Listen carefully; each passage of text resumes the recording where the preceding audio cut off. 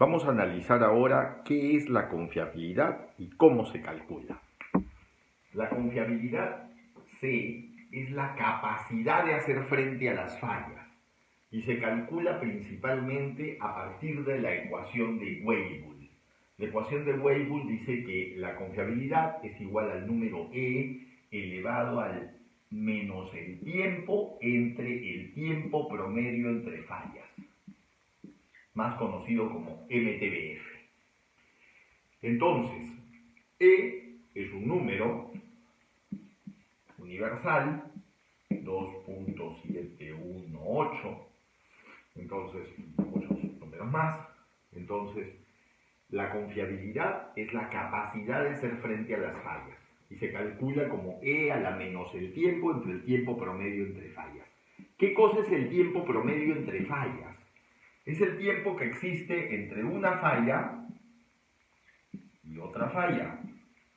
Es decir, el tiempo durante no falla hasta que vuelve a fallar, a ese tiempo se le denomina tiempo promedio entre fallas, o MTBF.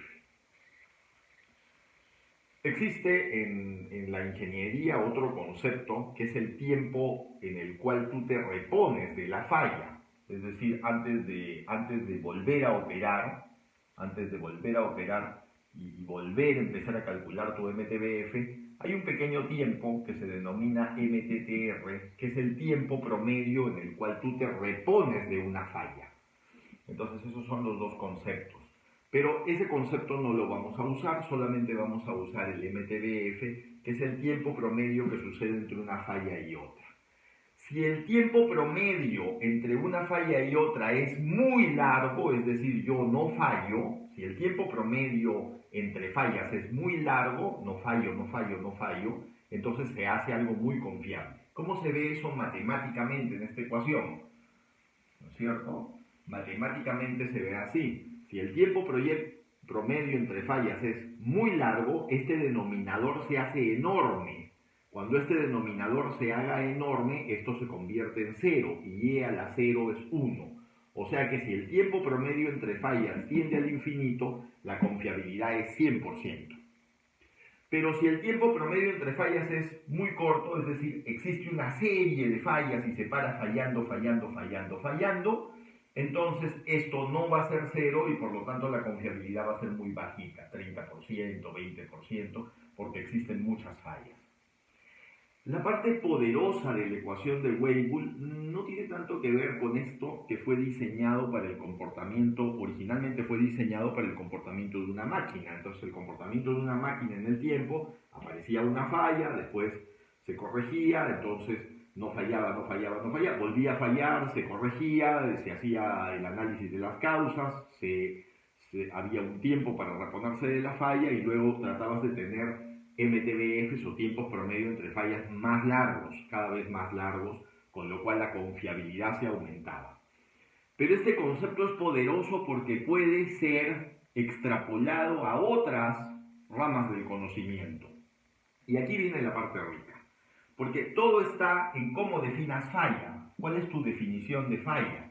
Por ejemplo, si yo defino como falla un accidente, entonces lo que voy a tener es la confiabilidad de la seguridad. Y la manera de medir esta confiabilidad de la seguridad en una escala de 0 a 100, de 0% a 100% de confiabilidad, ¿no es cierto? Entonces me va a poder dar una ecuación de medición más precisa de la confiabilidad de la seguridad que los métodos tradicionales de medición de seguridad de índices de frecuencia o índices de accidentabilidad. Igual podría pasar con, por ejemplo, si definimos como falla a un tema en gobierno corporativo que se utiliza mucho, que es la falla reputacional.